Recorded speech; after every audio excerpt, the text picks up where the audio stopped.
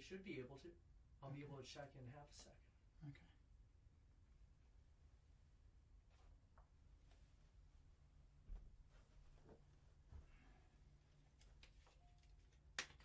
Is this for the green screen?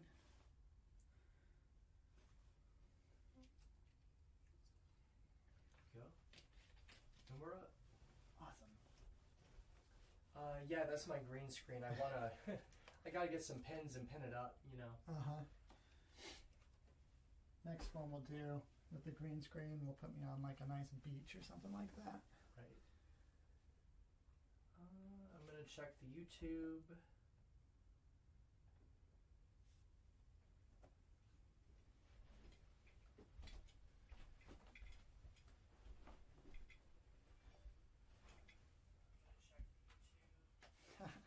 Perfect.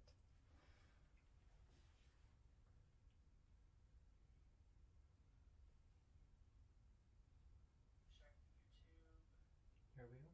Check that YouTube. All right, now I'm gonna have to be totally silent because they can really hear me on this. All right. So I don't have to talk real loud or anything? No.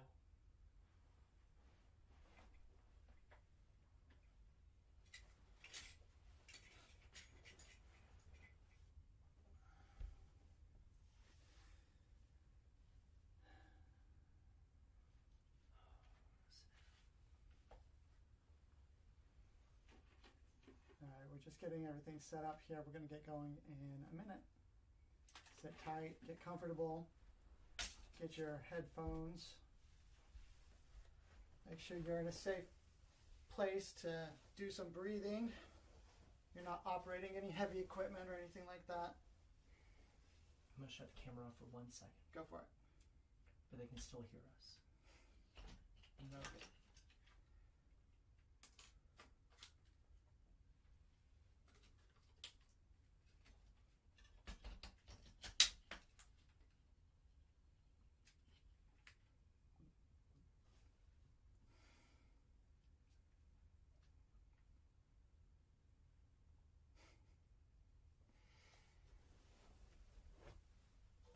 Move this over here.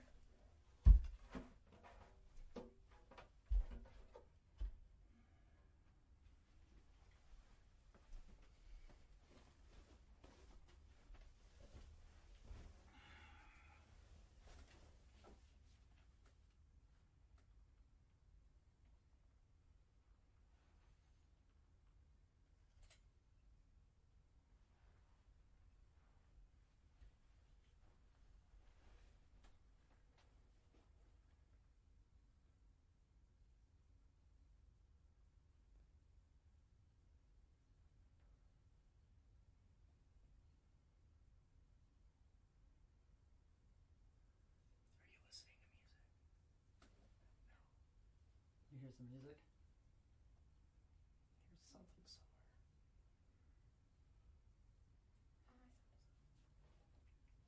We've got some really sensitive mics here, so.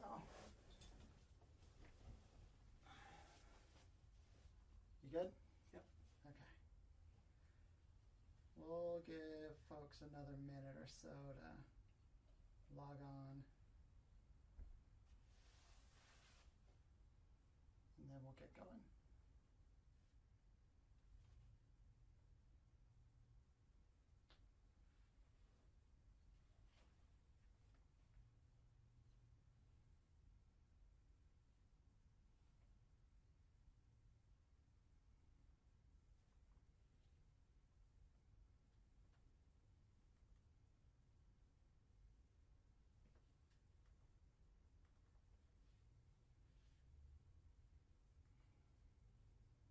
You know, it'd be awesome if we had right now some wicked percussion going.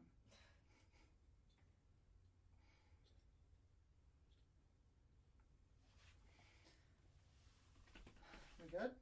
We good? What, ready when you are? Should we do it? Okay. We're going to go ahead and get started.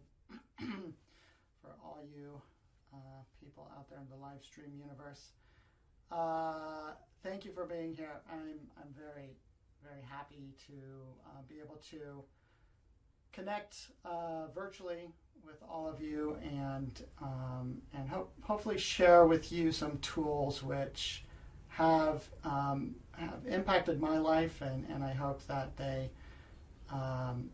useful for you as well. We're here in Atlanta on a beautiful, cool, overcast day, and it's just kind of perfect for being holed up in this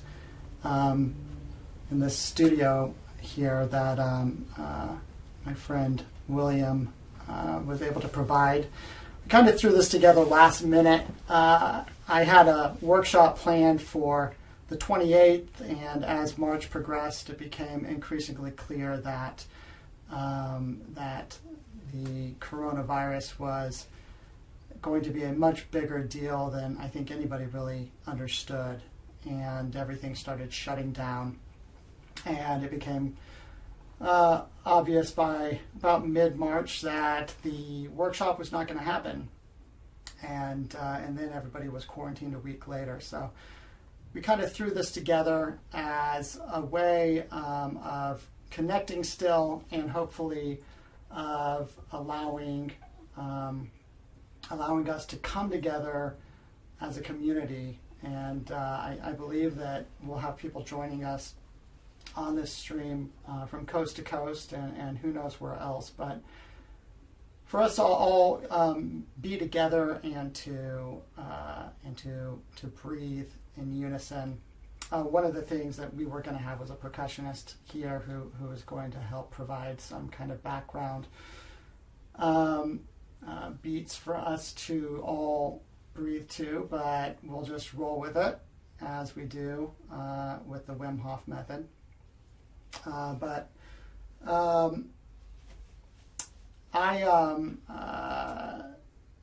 The way that this is going to flow today is I'm going to introduce myself for those of you who don't know me, and then we're going to talk about stress, which a lot of people are experiencing right now in various forms, anxiety. We're gonna look at what it is, how it works in our brain. And hopefully through sharing that knowledge, kind of when you can understand what something is, when you can picture it, sometimes it makes it easier to deal with it and to process it. We're going to talk a little bit about immunity. I'm not going to be talking specifically about the COVID-19 virus. You can find a lot of resources out there on the CDC and at resources like that. But I am going to be talking a little bit about how breathwork impacts our immunity and how it will help us process stress differently in our bodies, and about how it will help us relate to our bodies differently. And with that backdrop, then we're going to go into some breathing exercises. We're going to do some Wim Hof breathing, and we're going to do some other breathing exercises as well to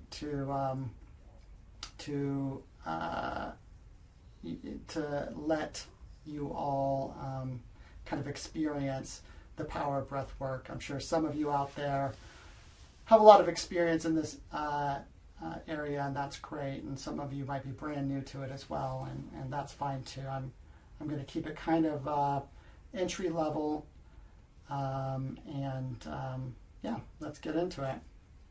So my name is Ray Lindholm, and I've been doing breath work now primarily with the Wim Hof method, but then branching out, exploring some other kinds of breath work as well. I first came I discovered the Wim Hof method about 3.5 years ago when I was with my wife, and she tried to get me to watch some video that someone had posted on YouTube, and I respectfully declined because I was too engrossed in whatever I was doing. I think I was playing a game or something on my phone. But she thankfully watched it anyway, and it was the Vice documentary about Wim Hof. And it was, of course, fascinating. And a lot of the things that he said in that video just naturally resonated with me. So I am a healthcare attorney here in Atlanta. And as some of you may or may not be aware, being an attorney is a very stressful position for most people. And I discovered through this process that when it came to stress, I thought I was handling it well, but I was not.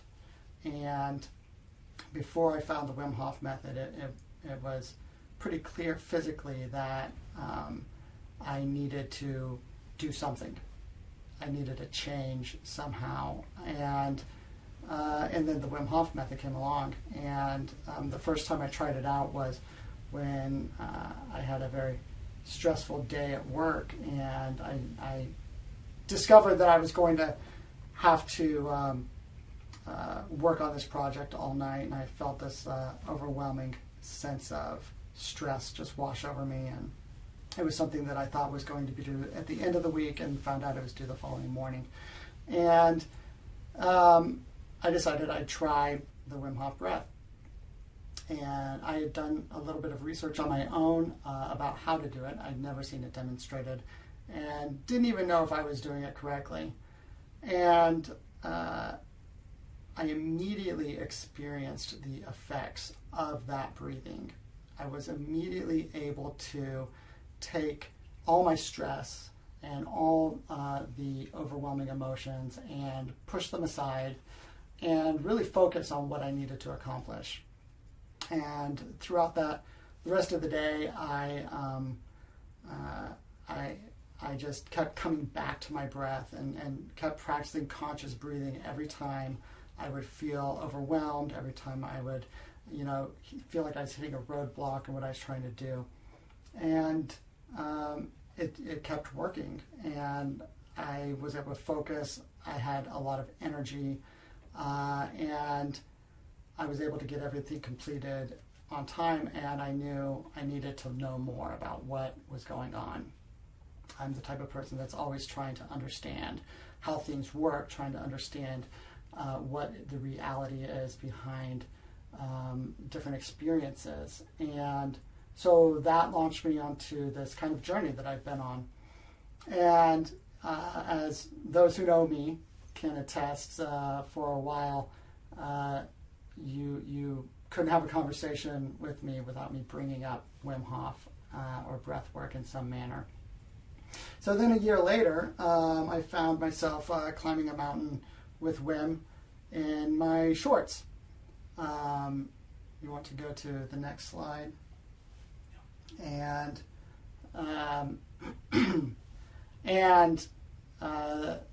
got certified as a Wim Hof instructor. So this is me with Wim in Colorado on top of a mountain. As you can see, I was clearly his favorite student. No offense to my fellow instructors. But after that, this has been kind of my passion, and especially finding how to bring these tools to other people in my profession and other individuals who are trying to balance having a high-stress job with living a healthy and integrated life. So let's talk a little bit about stress in the brain, a little bit about immunity. I don't want to spend too much time on this. These are all very complicated, in-depth subjects, and any one of them can take up do take up books and hours and hours of discussion. But we're going to start off talking about stress, and when we talk about stress, we're going to start with a term that most of us probably learned in middle school, which is homeostasis. And homeostasis you want to move to the next slide. Homeostasis is the idea of equilibrium, especially physiologically, all of our systems being in balance with each other, and having an optimal heart rate, having an optimal blood pressure, an optimal breathing rate. And this is when we are in a state of happiness, health, and strength, as much as we can be. Each of us is physiologically unique, and where homeostasis is for each of us is different. And hopefully the healthier we are, the better our homeostatic balance. So then what is a stressor? A stressor is anything that throws off that homeostasis, right? So, for example, if you're a zebra and you're being chased by a hungry lion, you are in a stressful situation, and your system is releasing all sorts of hormones and chemicals to stress your system specifically. And conversely, if you're a hungry lion and you need to eat and you need to feed your hungry cubs, you are likewise in a stressful situation, right? So stressors are important. They help us thrive as humans. You can thank your existence on the reality of stressors. If your ancestors did not have working nervous systems that could apply the right stress at the right moment, you would most likely not be here. And this system is incredibly ancient. You can find the same basic hormones and the same basic physiology in primates, in mammals, in fish, birds, reptiles. And so it's hundreds of millions of years old. And it works fundamentally in a very similar way. Humans are unique when it comes to their stress system because they can activate their stress system anticipating being thrown out of homeostasis. If you are if you're a zebra and you're out on the savannah, you don't get stressed out by wondering if a lion might come and eat you tomorrow. Only humans are unique in their ability to project an idea and then that idea trigger their stress reaction. I should also say, by the way, as I'm going through this, if you have any questions, if you have any comments, please feel free to leave them. And we're going to try and reserve some time at the end to come through and maybe answer some of your questions. Also, you can go to the Facebook group at facebook.com/WHM Atlanta. And you can follow the page there and reach out to me or the other Wim Hof instructor here in Atlanta, Don Nieder, and we can try and answer your question or get you to the right place. So if you are a zebra and you're being chased by a lion and your stress system kicks in, that's a good thing. You're hopefully going to run from the lion and survive. If you are constantly but incorrectly convinced that you are about to be thrown out of homeostasis, then that means that you are a neurotic, anxious, and paranoid, and sometimes hostile primate who is psychologically stressed. Now, along with this idea is the idea that there are stressors that we love to experience. We love things like roller coasters specifically because they are transient and they are moderate, right? So we love moderate, transient stressors. When we ride the roller coaster, we're not afraid that we're going to be decapitated. The roller coaster ride lasts for 3 minutes. It doesn't last for 3 days. And in those situations, with just the right amount of stress, then it sparks creativity. It sparks the feeling of being alive. It's a good thing. The core of psychological stress is a feeling of a loss of control and of a loss of predictability. You can see there the graph in the slide is taken from the neuroendocrinologist Robert Sapolsky's book, Behave. He's an amazing scientist, and he has written a lot of great books on the subject of stress physiology, and especially stress in the brain. If you're interested in the subject, I highly recommend it. It's very fascinating. All right, so prolonged stress, chronic stress, and the brain, it does really, really bad things to your brain. Again, if you need to escape from a hungry bear, stress is good. It increases your blood pressure. Your heart beats faster. You breathe faster.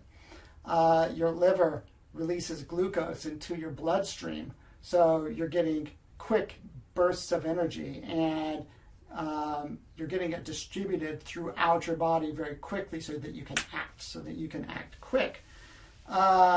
Adrenaline increases the vasodilation of your circulatory system, so the blood gets pumping throughout your body and hopefully saves your life. But chronic stress, on the other hand, is not good. If you are chronically mobilizing that energy release system because you have a stressful 30-year mortgage, then you're at risk for adult onset diabetes. Or if you're sitting at your desk constantly psychologically stressed and with increased heart rate and blood pressure, then you could develop hypertension and you could develop heart disease. So whereas acute stress in appropriate situations is physiologically beneficial to you, chronic stress in inappropriate situations where your life isn't actually at risk is very bad for you.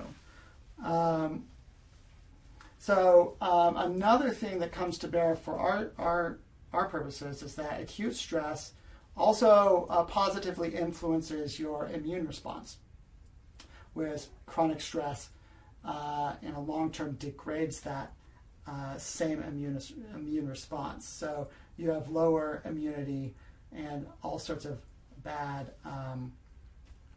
results. So one of the primary vehicles that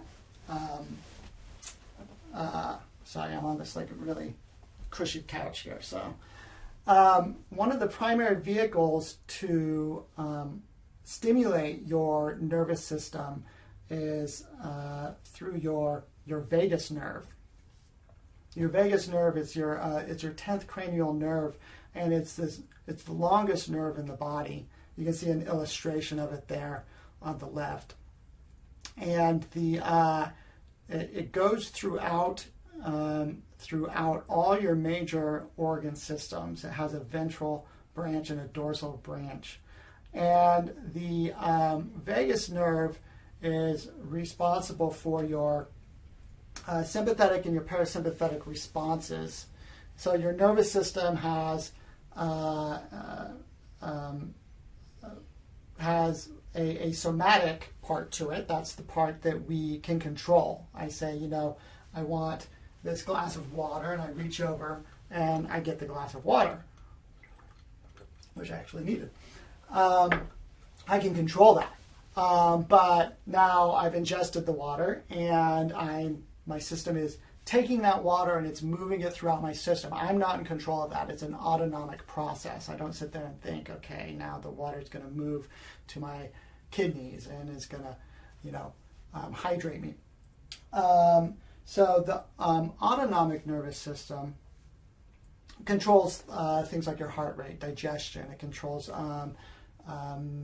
your breathing, things like blood pressure, are all affected by your nervous system. And your nervous system has two primary responses. It has the sympathetic and it has the parasympathetic.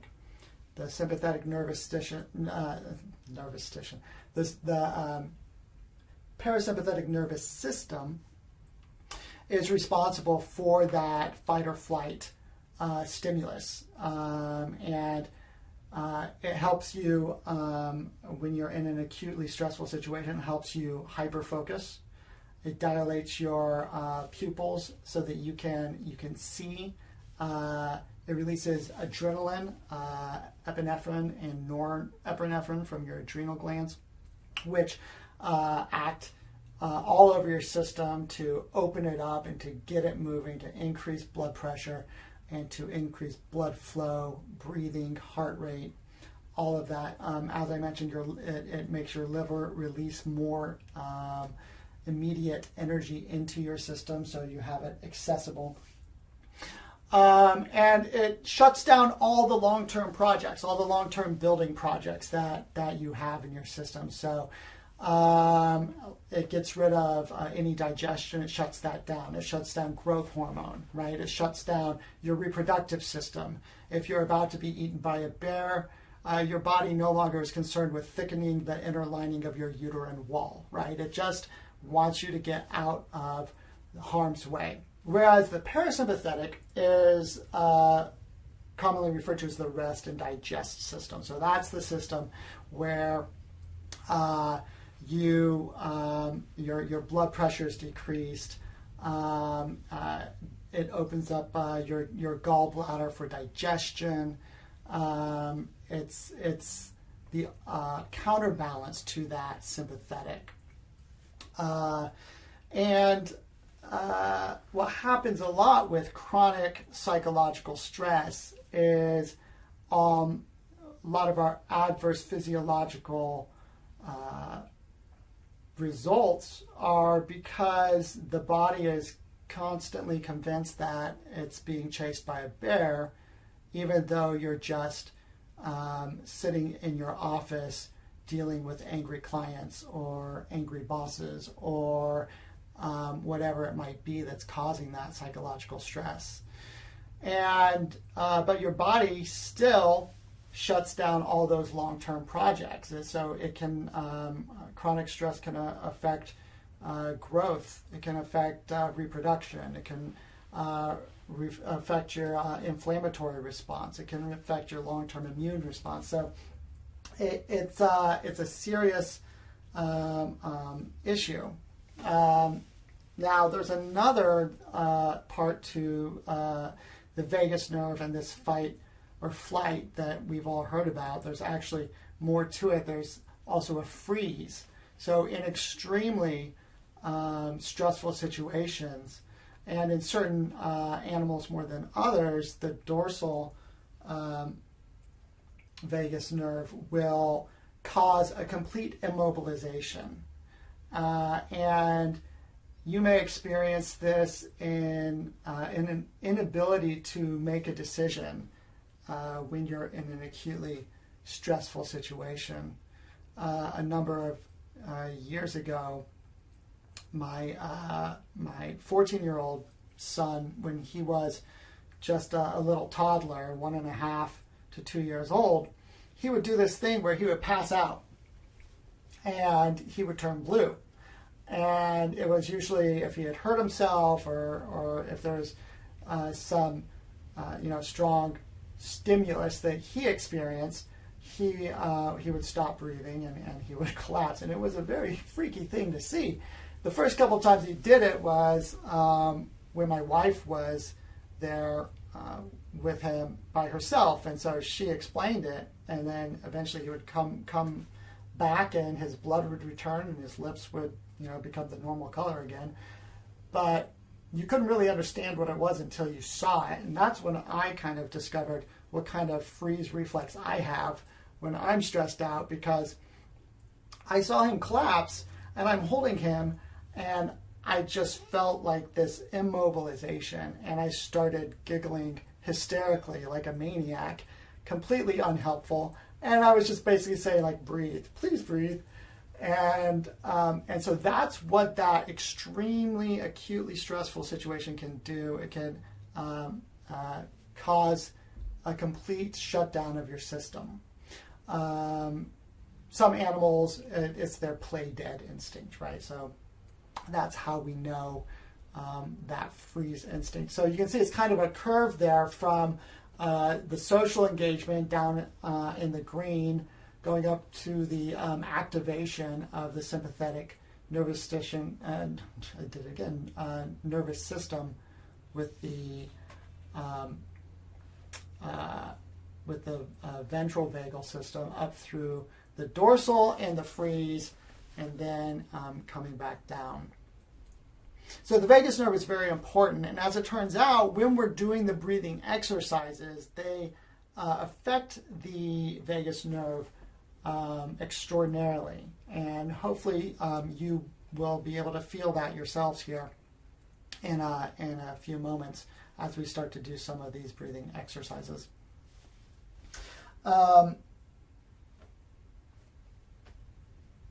So let's talk a little bit about immune response.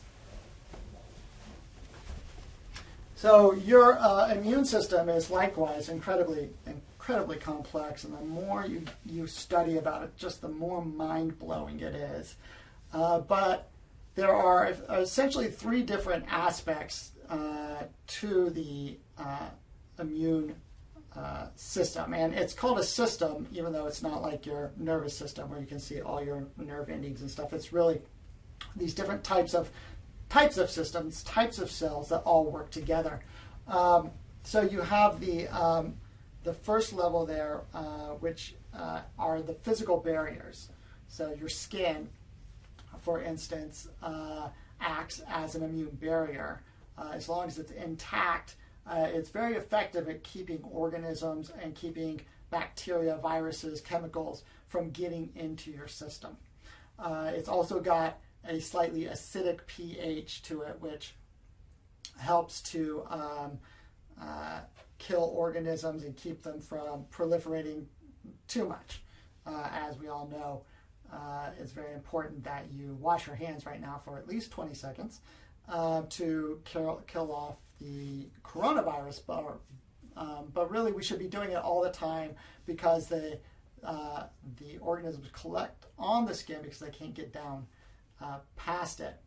But if the skin becomes compromised, if you get cut or something, then it's more dangerous because the organisms can get past that barrier. Now, a big part of this system is your lungs and your nose. And it's very important that you breathe through your nose on a regular basis for a lot of different reasons. We'll talk a little bit about some of those later. But one of the main ones for immunity is that your nose is very effective at filtering out different bacteria, dust, different things that would get into your body. And if it should make it past your nose and the mucus membrane that your sinuses put into your nose and get down into your lung, there's a similar connection, a network of cilia that also help filter out these organisms. Another thing that happens when you breathe through your nose is that you create naturally occurring nitrous oxide. Some of you may have experienced nitrous oxide at the dentist, or if you've undergone some sort of procedure. It's the laughing gas. But it's an incredibly effective immunological toxin that organisms don't do well with. So your nose creates the nitrous oxide. One of the reasons why it does that is because it acts as a vasodilator, so it opens up your circulatory system, it opens up your nose, which allows the gas exchange to occur. It allows that oxygen to get in there.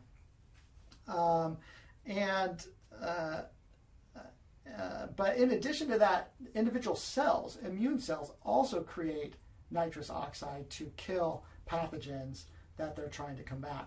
So after that, you have the innate immune system, which is like the immune system that you are born with. The innate immune system is responsible for your acute inflammatory response, things like fevers, things like swelling. And then it's also responsible for ultimately chronic inflammation as well, which we're coming to understand more and more lies at the basis of so many of these modern diseases that we're fighting, from hypertension to heart disease to cancer. A lot of them we're finding have some underlying chronic inflammation that's affecting it. And then you have your adaptive immunology, which is the specific cells that your body creates, the T cells and the B cells that go and they fight the pathogens and the infections. And then, of course, the antibodies, which are the chemicals that your body makes to recognize and fight off specific types of viruses and bacteria. Okay, so intentional immune activation. So Wim Hof comes along and he says, I can control my autonomic immune system. And everybody thought he was crazy. And he said, I can control my autonomic nervous system, and I can control my immune system. And of course, at this point in time, the standard understanding was that you can't control those things. That's why it's called autonomic. You can't control immune response. Your body just does it. Your body is looking to defend itself, to protect the organism, and that's how it does it. So through a series of studies, Wim showed that he could do this. One of the most important was the 2014 study at the University of Radboud in Amsterdam. And that's when they injected Wim with these inert bacteria. They were dead, but his immune system, a common person's immune system, doesn't know that. And so it has a response to it with that innate immune response, the inflammation. So you get a headache, you get nausea, and usually it lasts for 24 hours, and in some cases it can be very severe. It's very unpleasant. You have migraine level headaches, and you're throwing up. And Wim showed that through just by using his breath and by using his mind, he was able to suppress that response, and he was able to have little to no symptoms. And then so they wrote the initial paper on this and showed scientifically about how by using the breathing he was able to increase the production of the white blood cells of the B lymphocytes, and he was able to suppress the inflammatory response. Now, incidentally, we're coming to understand that one of the primary mechanisms of the COVID-19 virus is a runaway inflammatory response that it causes in the linings of your lung. Now, I'm not saying that the Wim Hof method is a cure for the coronavirus, but I think that through these practices, by strengthening your circulatory system, by strengthening your immune system, by strengthening your body's ability to deal with inflammation, I think it could only help also combat something like the coronavirus. Okay, so is that all I have there? Okay, yeah. So that's the stress and immunity, right? And so how does breathing come into this? So when you are in a parasympathetic state, when you're in a chronically stressed state, what tends to happen is you have increased heart rate, you have increased blood pressure, and you breathe very shallowly. It's fast breathing, right? Because you're trying to get all of these different energizers, these different innervators throughout your system. And lots of times, because it's autonomic, you don't even really notice what is happening. So you're sitting at your desk, you're doing a lot of breathing that's shallow. It's mainly in the top part of your lungs. And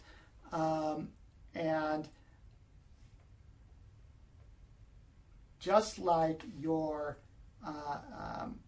breathing is affected by your nervous system state, your breathing also affects your nervous system state. And this is ancient wisdom. This is not something that's new. Wim has come along, and these other people who are emerging with their breath practices, and it's kind of a repackaging of something that humans have been discovering for thousands of years. And I think Wim, especially with the Wim Hof Method, has come and he's put it in this distilled package, so you're able to kind of reach these different levels and states in a much more expedited manner. But so when we take our automatic breathing and we turn it into conscious breathing, it creates awareness of our system, of where we're at. This is one of the most valuable aspects of conscious breathing, is simply awareness of your internal states. So in polyvagal theory, the study of how the vagus nerve affects all these different things, this is called neuroception. Sometimes it's called interoception. It's this perception that is deep. It's inside. And when you practice this breathing, you come to relate with your physiology in ways that are new and sometimes shocking. And you discover things about yourself that you just didn't notice before.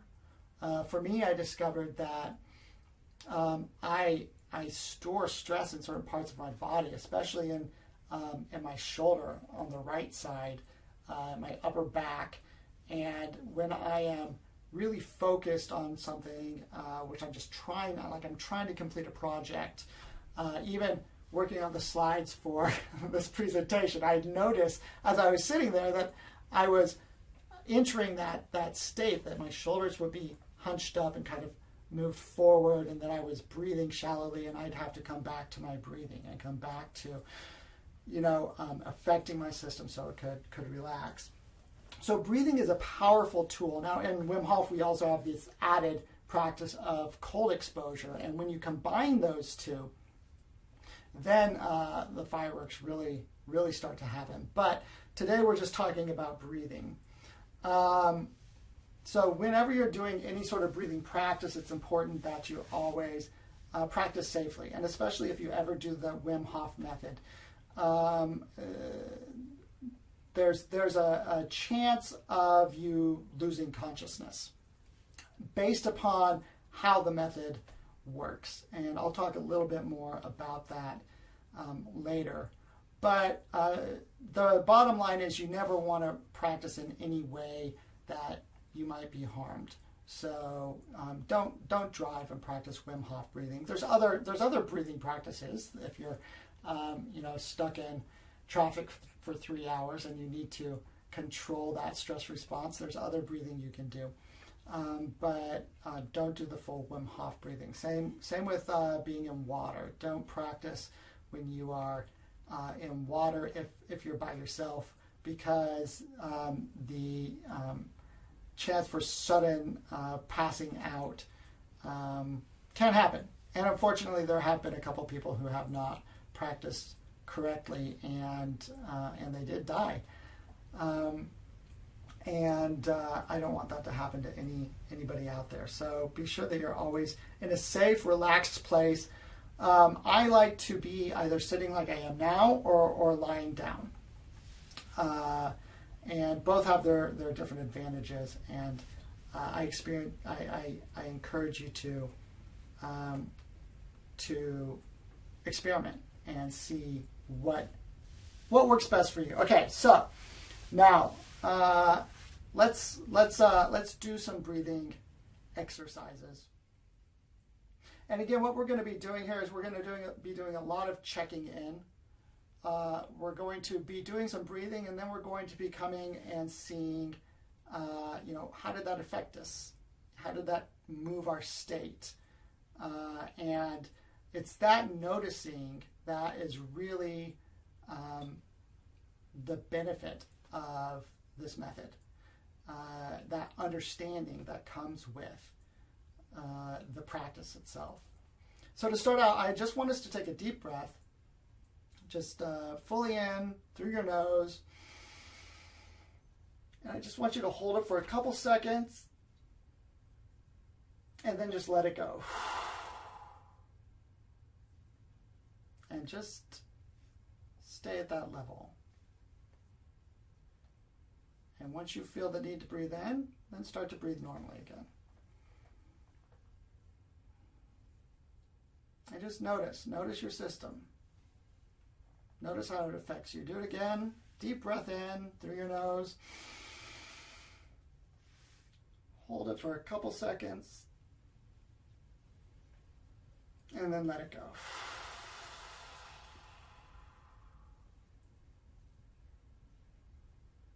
Be still. As you are being still,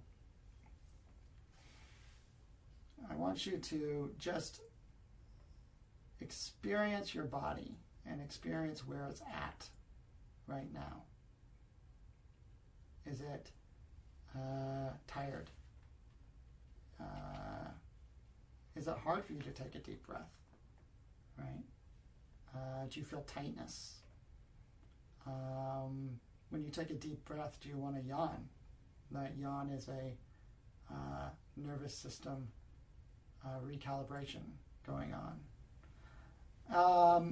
But just notice, and you don't have to do anything about it, right? Just notice. Good practice as you're going through this is to, whenever you see, whenever you're starting your breathing practice, sometimes in the morning or the afternoon or the evening, you'll notice different things about your body. You might notice that it's just really hard to get into the practice. You might notice that certain thoughts arise, that suddenly your mind keeps going to one particular thing.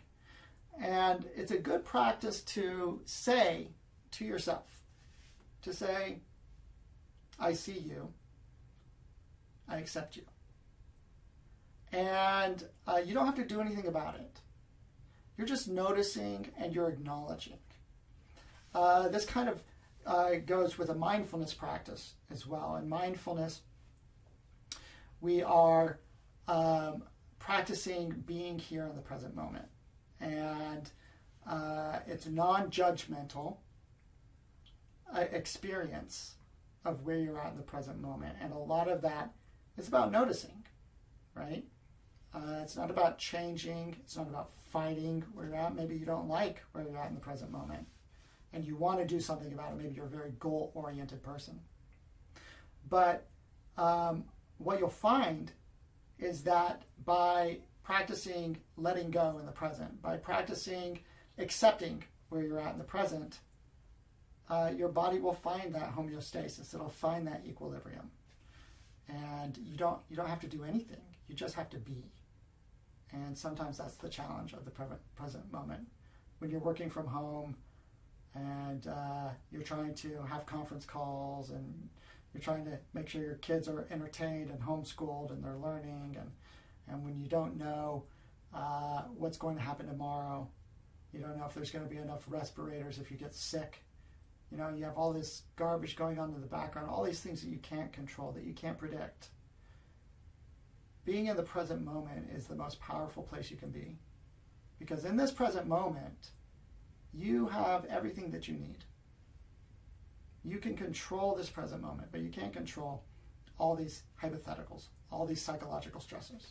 But you can control your breath. So come back to your breath. Let's do it one more time. We're going to take a deep breath. We're going to hold it. You can let it go. just be.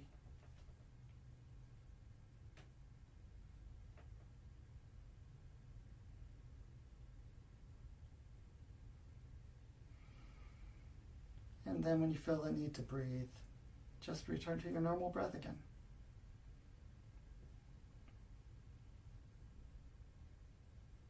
And just take a second.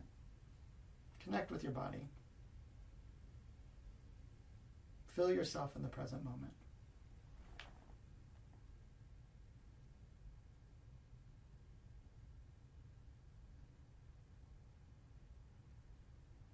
The next breath that we're going to do is one that was developed by the Navy SEALs.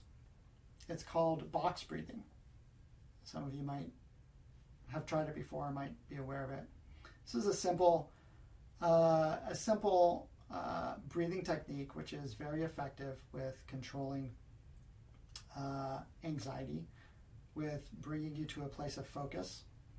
And all you're going to do is breathe in for 4 seconds. You're going to hold it, or I should say for a count of 4, right? We're going to breathe into a count of 4. We're going to hold it for a count of 4. We're going to breathe out for a count of 4. We're going to hold it for a count of 4. So you're just going in a box. Up 4, hold 4, down 4, hold 4, right? So let's try it. I'm going to count for you. We don't have a percussionist, unfortunately. So you'll just get the beautiful melody and rhythm of my cadence. You just breathe. You just be. Okay, so take a deep breath in and let it go. Now breathe in through the nose. We're going to go 1, 2, 3, 4. And hold. 2, 3, 4. And out. 2, 3, 4. And hold. 2, 3, 4. And return to normal breathing. Now we're going to do it again, but we're going to go just a little bit slower. But the same idea. So relax yourself. Take a breath in. Let it go. And in. 2, 3, 4. Hold. 2, 3, 4. Out. 2, 3, 4. Hold. 2, 3, 4. Again. In. 2, 3, 4. Hold. 2, 3, 4. Out. 2, 3, 4. Hold. 2, 3, 4. One more time. In. 2, 3, 4. Hold. 2, 3, 4. Out. 2, 3, 4. And return to normal breathing. Check in with your body again. How did that breathing change your system? Do you feel more relaxed? Do you feel more at home in your body? One of the powerful things about breathing is really giving you this sense of presence in yourself, this sense of awareness of your body and feeling very at ease and at home in your body. And maybe you're not experiencing that, right? And if you're not, then try and notice why. Try and notice what is keeping you from experiencing those feelings. And don't look for a solution. Don't look for an answer. Just simply say, I see you, I accept you, right? And maybe you have no idea why. All you know is the feeling, and you can still do the same thing. And that in and of itself will create movement. It'll create transition. Okay, so we're going to move now into the Wim Hof breathing. And can you flash up the basic breath exercise slide?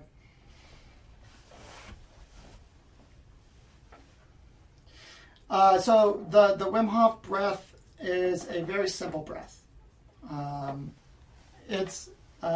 We're going to breathe deeply, fully in, and we're going to let it go. And we're going to do that about 30 times.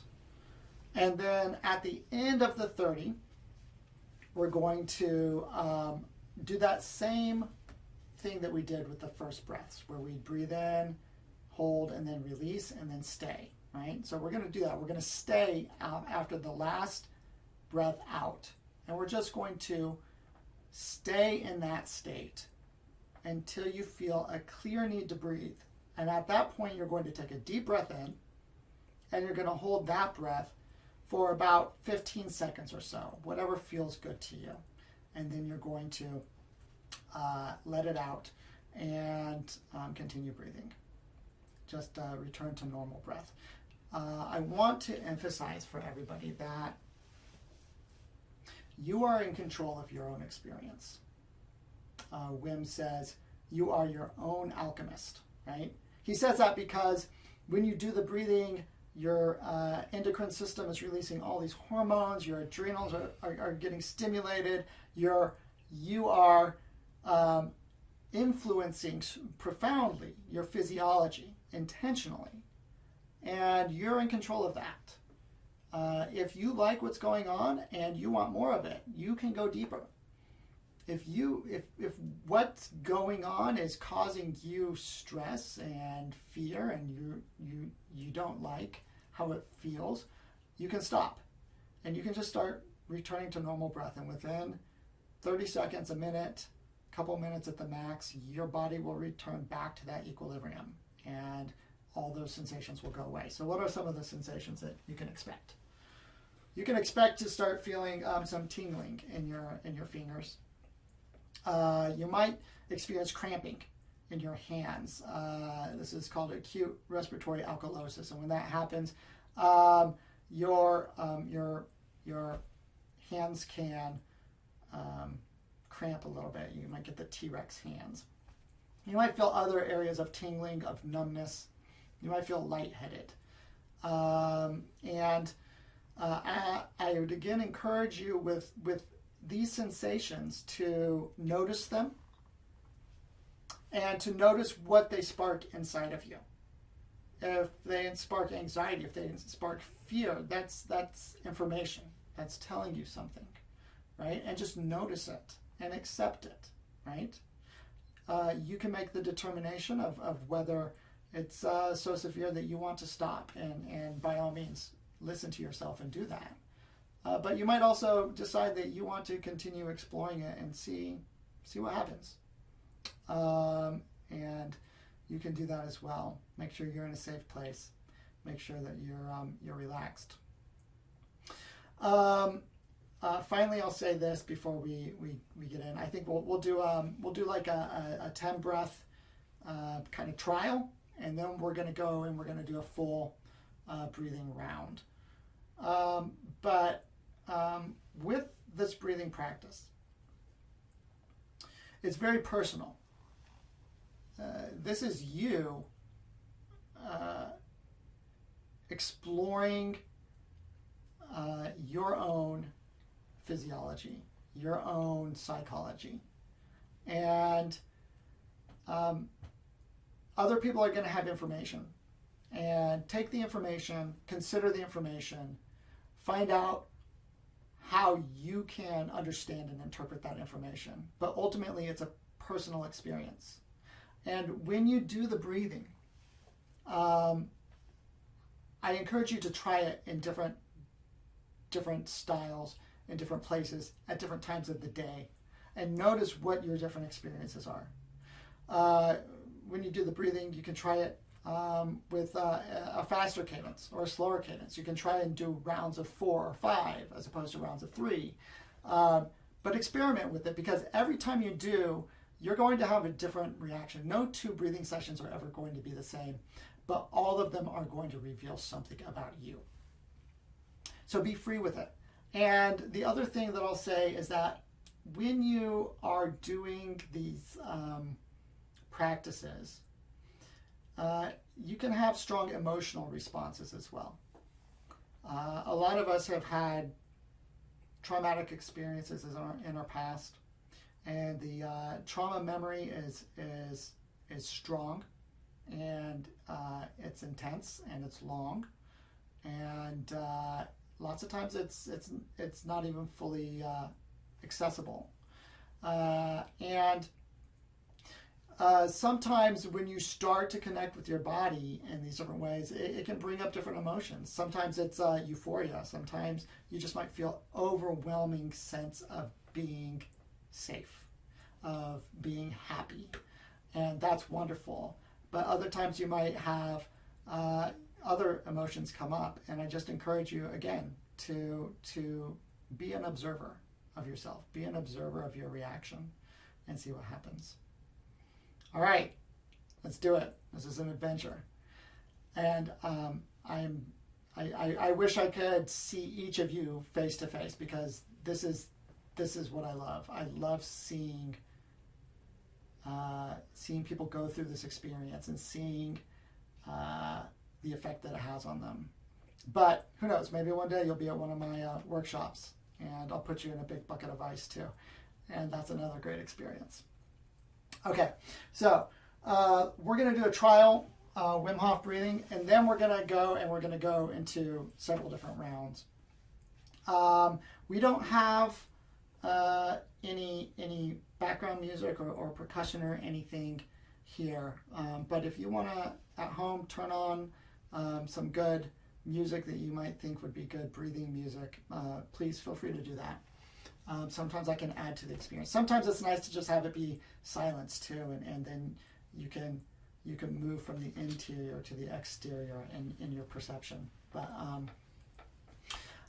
whatever you want to do. Okay, so we're going to take 10 full breaths. I encourage you to lay down, but if you're sitting up or laying down, put one hand on your stomach, your right hand on your abdomen, and your left hand on your chest, and we're gonna breathe. And this is diaphragmatic breathing. I haven't really talked about the mechanics of breathing, but your diaphragm is your major breathing muscle, and so we're going to start there. We're going to start with our right hand on our abdomen, and we're going to breathe out into our hand, up into our chest, and all the way up, and then we're going to let it go. And again, belly, chest, head, let it go. Belly, chest, head, let it go. You can breathe in through your nose, belly, chest, head, and then let it go. We're going to do about 5 more of those. Belly, chest, head, let it go. Belly, chest, head, let it go. And let it just start one to flow into the next. Belly, chest, head, let it go. Again, belly, chest, head, let it go. Feel the breath like a wave kind of coming through you, and follow that breath all the way into your head, and then let it go. Let's do 2 more. Belly, chest, head, let it go. 1 more deep breath from your abdomen up through your head, let it go. And now just be still. No breathing, no moving, just presence.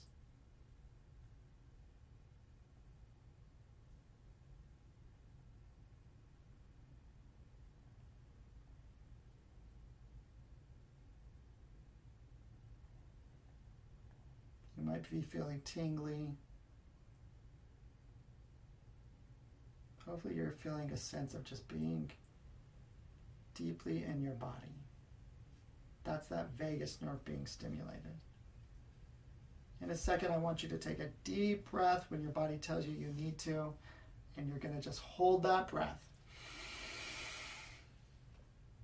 You're just going to hold it in. You might feel a rush up to your head when you do that. Try and relax your body. And you're going to hold it.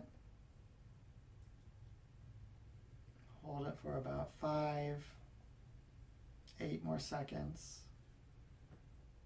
And then let it go. So that was kind of like a little mini Wim Hof round, right? Where we do the full breaths in, right? That time we did about 10, maybe 11 of them.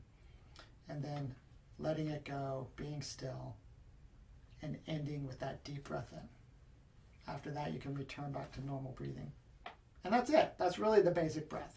We're just going to do it a little bit more, and then we're going to do it a couple rounds on top of each other. So if you guys are ready, let's go ahead and start again. And remember, if you have any questions, you can leave them in the chat, and we'll answer some of those later. If you start feeling nervous at all, or have any negative feelings, just remember you are in control. Just go back to your normal breathing. You might not be completely in line with me. That's fine.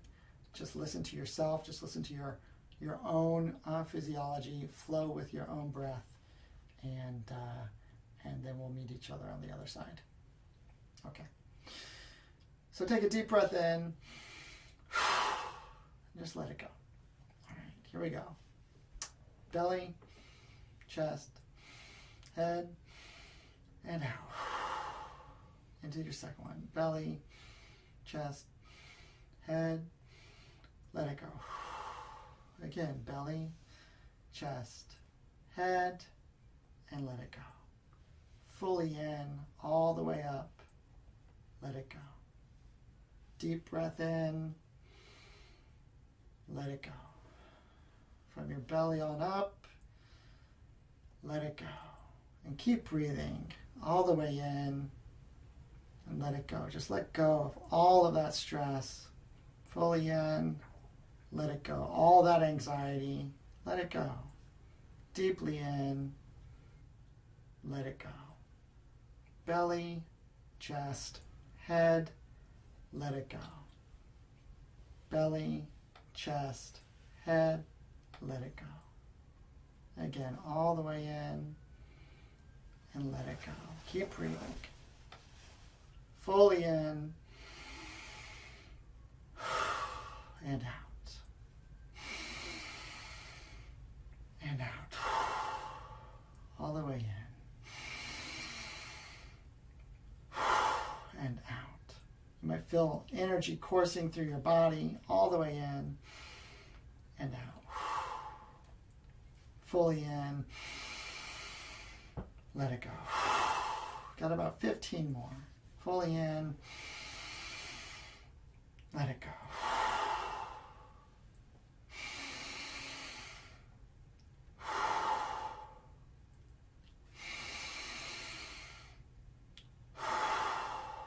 With each out breath, just let your whole body release. Fully in through your nose. Let it go. Fully in. Let it go.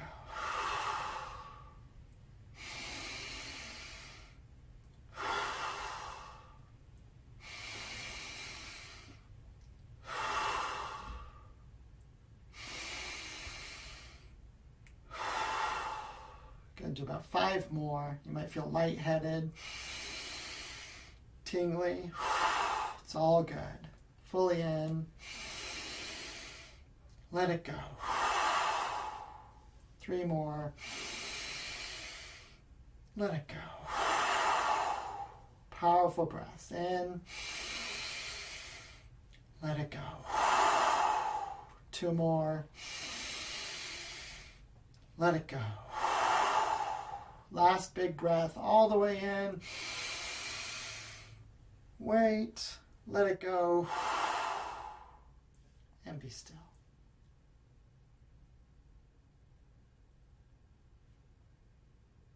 Feel your heart beating inside of you. Listen to your body.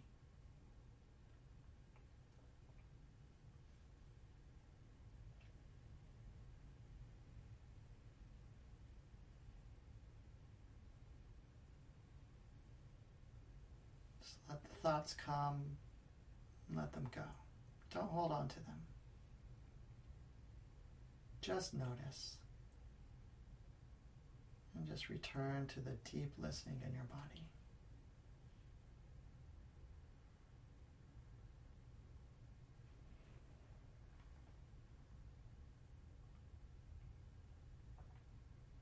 Here in Atlanta, we can hear the rain outside.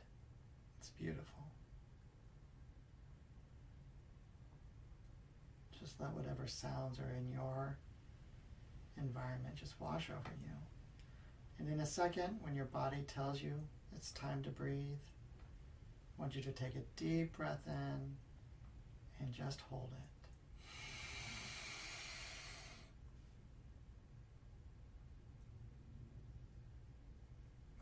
You're going to hold that for about 10 seconds, 15 seconds, whatever feels good to you. And then you're just going to let it go.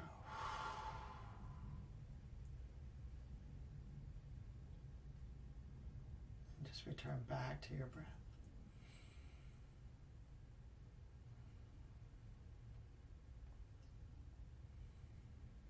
Check in with your body.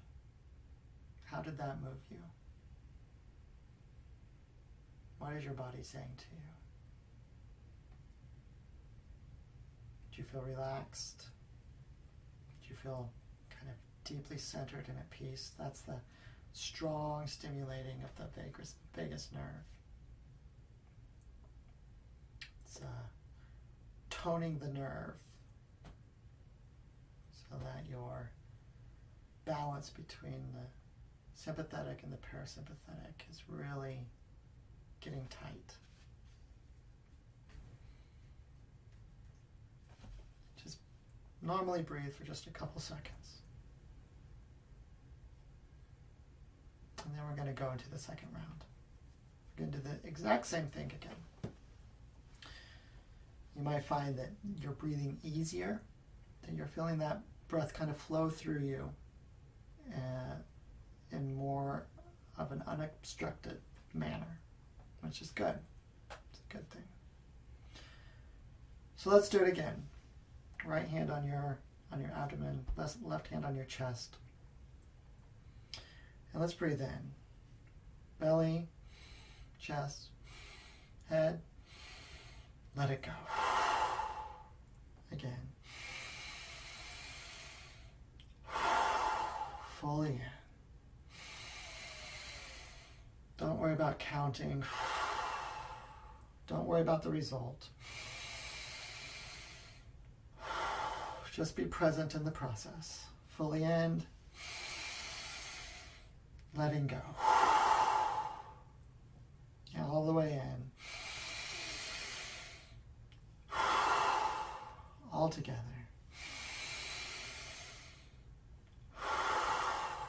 One goes into the next.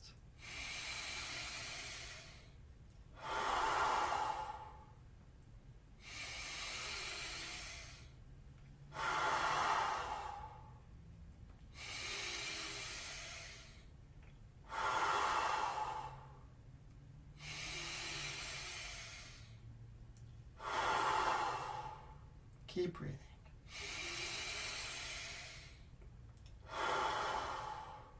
All the way in. All the way out. Breathe in. Let go. No force.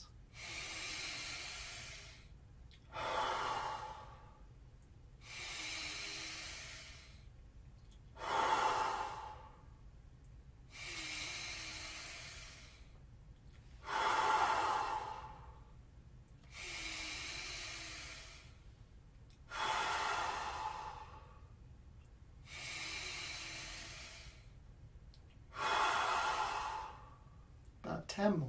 All the way in.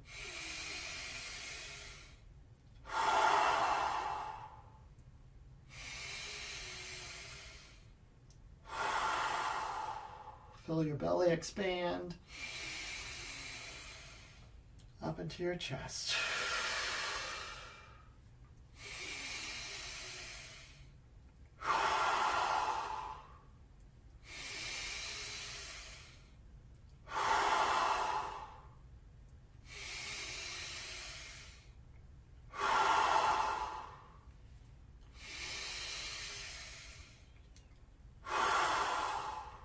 4 more. 3.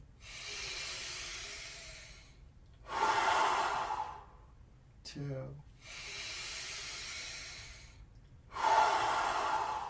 Last one, all the way in. Hold it and release. And be still.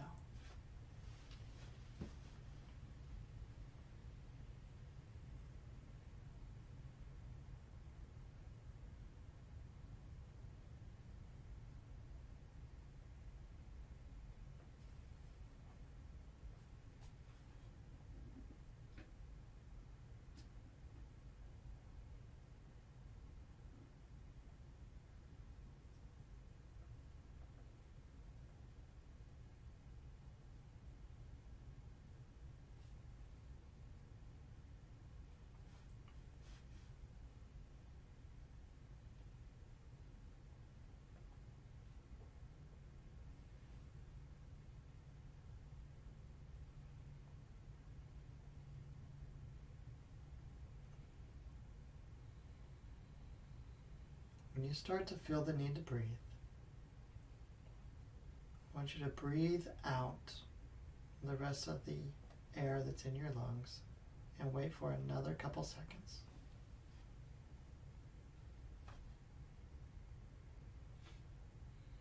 Then take a deep breath in when you're ready.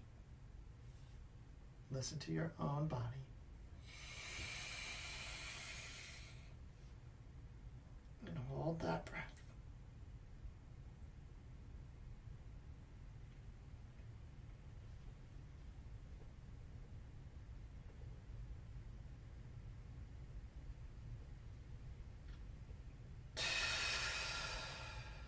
Then let it go. And return to normal breathing again.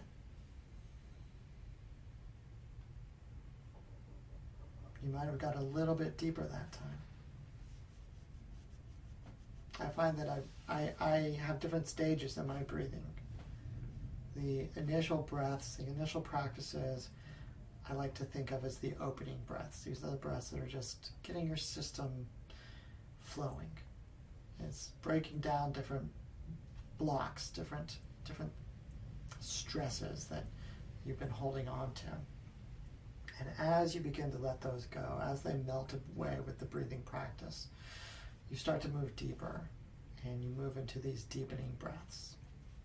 And that's hopefully the stage you're starting to get to now. Not every breathing session goes through all of these different stages, but the really good ones, they do, and I'll move quickly through them, and then I'll start to go even deeper, and I'll get into these different states where I call them the awakening breaths. That's where you really start to move into different brain states, and you really start to connect on different levels with your physiology and start to come to different understandings of who you are and of how you exist and move in this world. So let's go, and we're going to do one more round of breath, and then we'll have just a couple minutes if anyone has any questions that they would like to discuss. We'll hopefully have a couple of those that we can talk about. So get comfortable. Again, let's take a breath and let it go. Okay. Hand on the belly, hand on the chest, and let's start to breathe. Belly, chest, head. Let it go. Fully in. Let it go. All the way in. And out.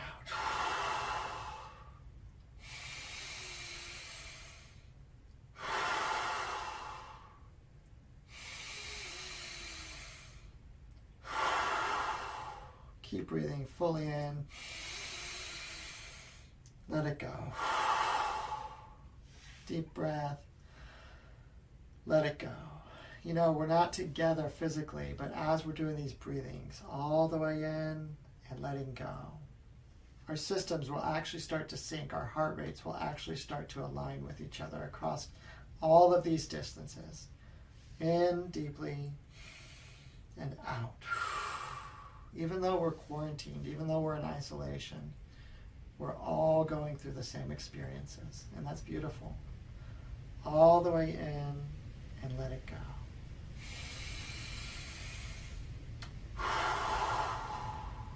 Fully in. Let it go.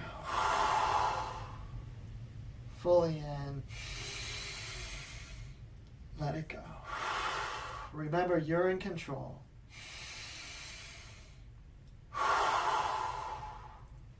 Be the commander of your experience.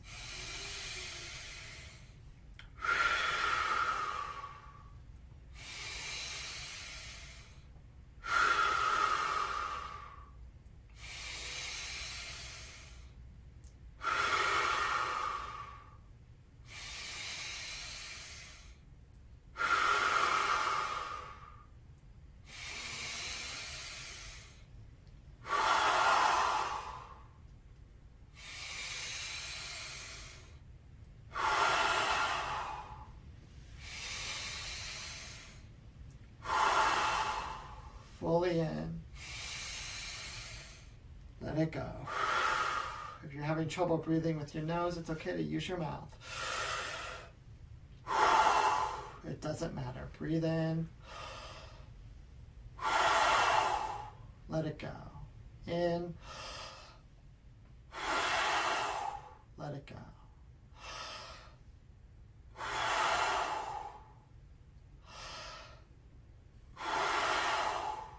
About 6 more. In. Letting go.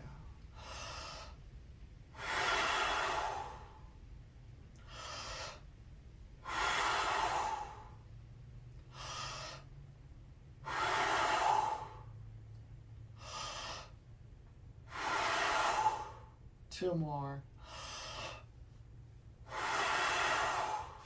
One more deeply in.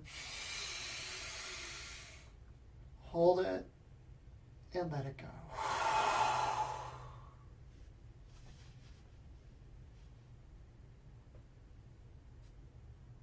You might feel your body buzzing. You might feel some parts of your body that are tight. You might notice that your ears are ringing, or that it sounds like they're muffled. These are all normal.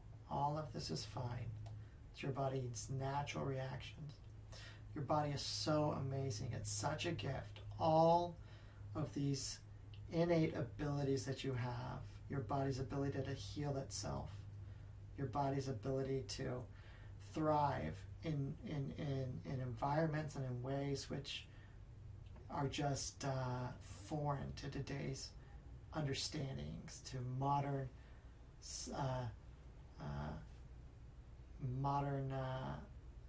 understandings of climate control and of environments where we control every aspect. What you're going through right now, it's what one of my favorite people, Viktor Frankl, used to call paradoxical intent, right? It's the intentional stimulation of a stress response, and your body intentionally putting it into the stress state, and then somehow as a result taking control of that stress state, moving from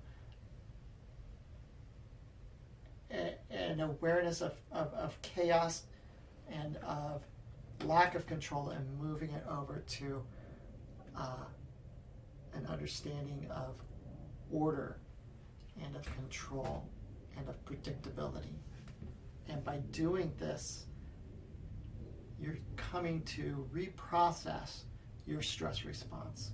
And you'll find that throughout the day when you're in stressful situations, suddenly you act differently. When your body says to breathe, remember, take a deep breath in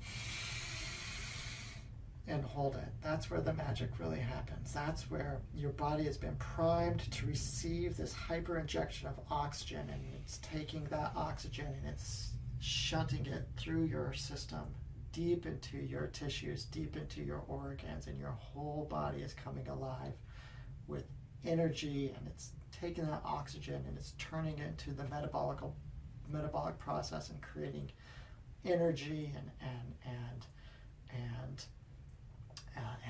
stimulating your whole physiology. So I hope that this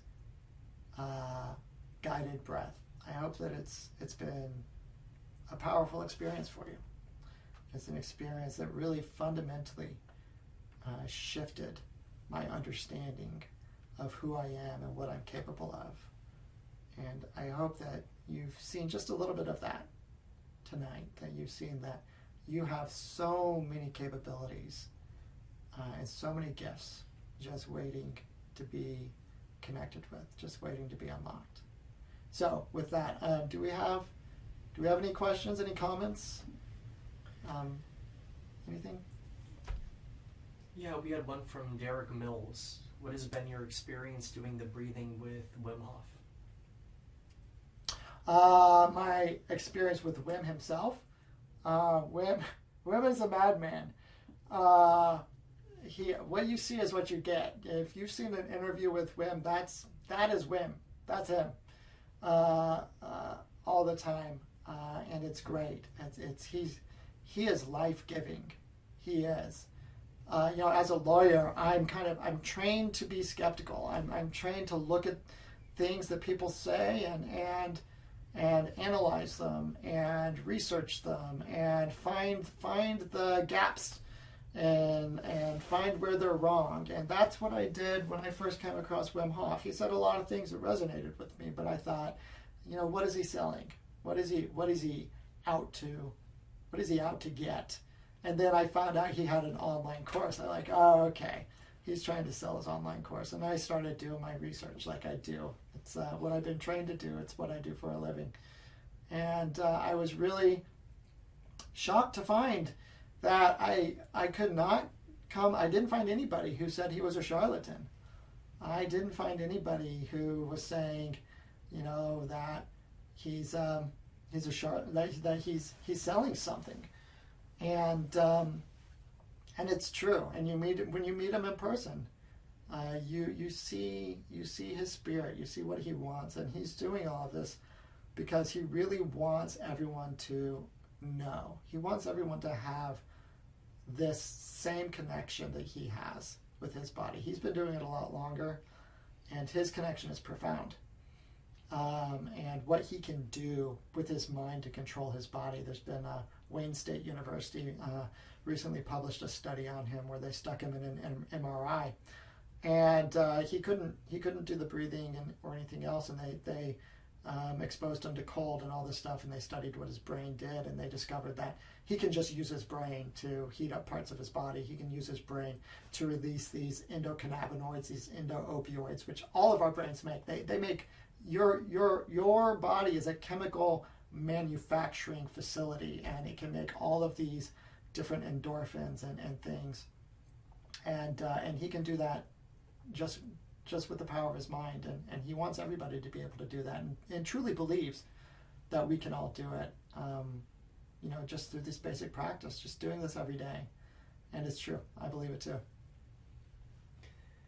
And from Eric Brucker, how often do you do this each week? And I think he's asking about the streaming as well as the breathing exercise. The streaming is new. I hope to start doing this on a regular basis. I was lucky enough to meet William McLean, who is the CEO of Stanwood Studios. That's where I'm at right now. And they have all of the streaming stuff set up, so I didn't have to worry about it, and it's a great environment. And so I'm hoping to start develop some different programs, some different curriculums to start doing this kind of guided breath work, especially I don't know how long this quarantine state is going to go on for, but it looks like it's a little bit longer than we at first anticipated. So who knows? Maybe we'll be able to do this on a weekly basis. But I do breathwork practice every day. Sometimes I will miss a day, and sometimes I'll miss 2 days, and I can tell the difference, both in my mindset and in my body itself. I have a lot of kids. I have 7 kids, and especially with them all being in school, it sometimes seems like someone's constantly sick all the time, and I notice a difference. Some people say, doing the Wim Hof method, you will never get sick again, and everybody's physiology is different, and I don't think that anyone can guarantee you'll never get sick again. But I do understand now that sickness isn't quite what I understood it to be before, and that I can feel when I start to have some symptoms come on, and usually when I feel that coming on, it's because I lapsed and I haven't done the breathing for a couple days, and then I'll start doing it again. And whereas before I'd get like full on sick, it usually dissipates, or if I do start to feel really sick, it lasts for a lot shorter when I do the breathing practice. Cool. Then from Barbara, should I practice this breathing for a while before I try the cold dip? So it's interesting. So we didn't talk at all about the cold, and I didn't even talk a lot about why the breathing does what it does. The great thing about this is there's a scientific we know scientifically kind of why the breathing works like it does. Now there's lots of mystery and how all these systems work together and what affects them and what affects behavior, and it's just wildly complex. But one of the things that happens when you're doing the breathing is it raises the pH of your bloodstream. So the normal pH of your system, I believe, is around 7.1, and at the height, it becomes more. It goes more base at around 8.3, 8.4. And when you breathe, it alkalizes your system and pushes it up to that 8.4 level. It does a couple things. It makes it difficult for pathogens to spread in your bloodstream. So viruses, bacteria, they don't do well in an alkalized environment. Same with cancer. Cancer cells do not do well in an alkalized environment. And in fact, there have been a couple well-known people who have actually who had cancer, and one of the tools they used to fight the cancer was a highly alkaline diet and trying to alkalize their system. What it also does is it dampens your pain receptors, the ones that really feel cold. So another part of my practice, as part of Wim Hof, is that I have daily cold showers. And then several times a week, I will do an ice bath,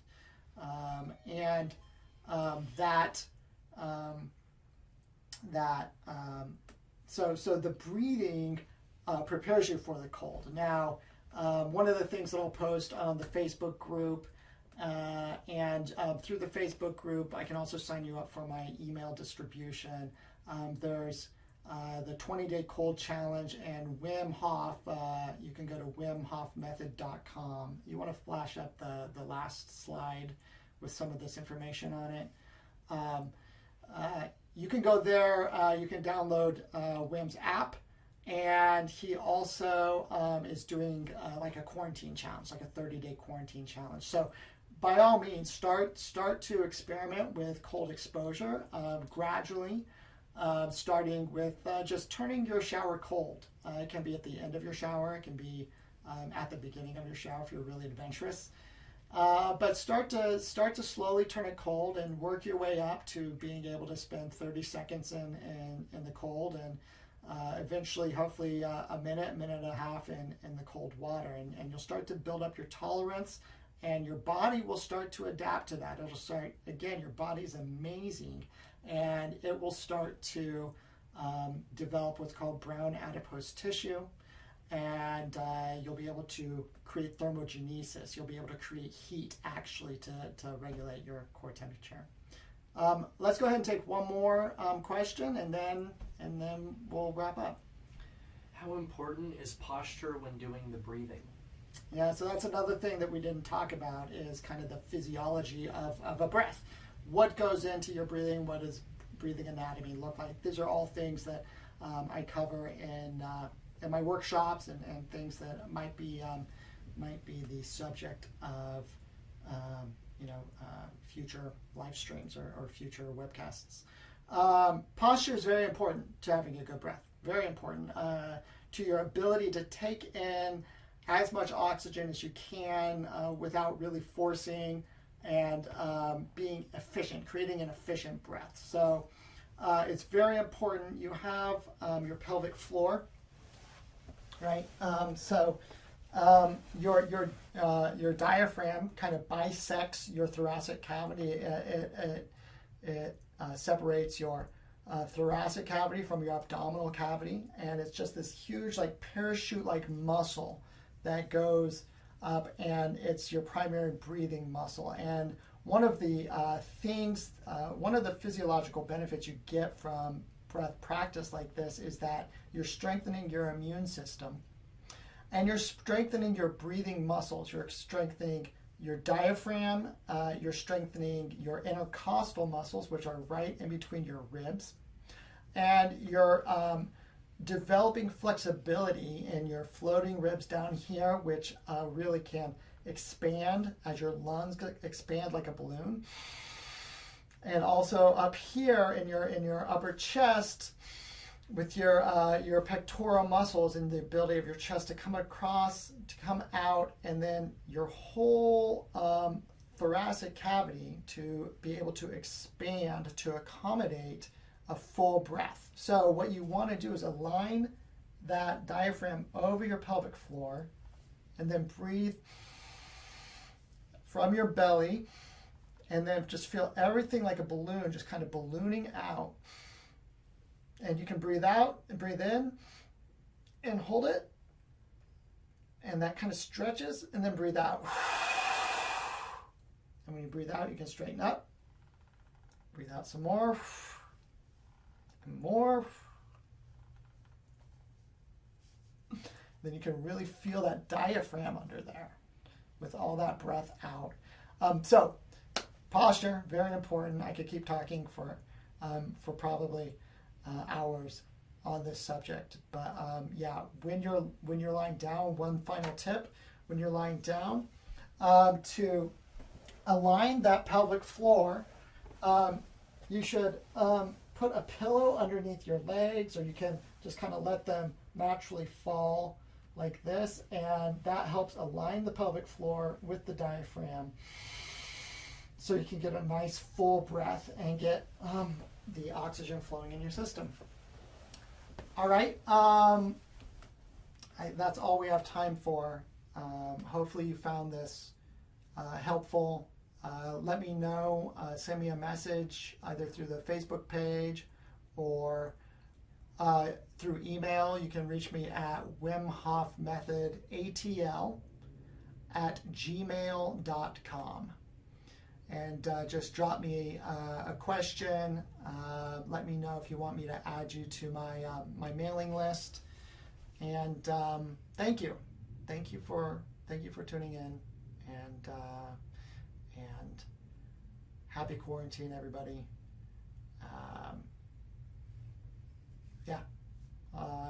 We'll be in touch. Sayonara.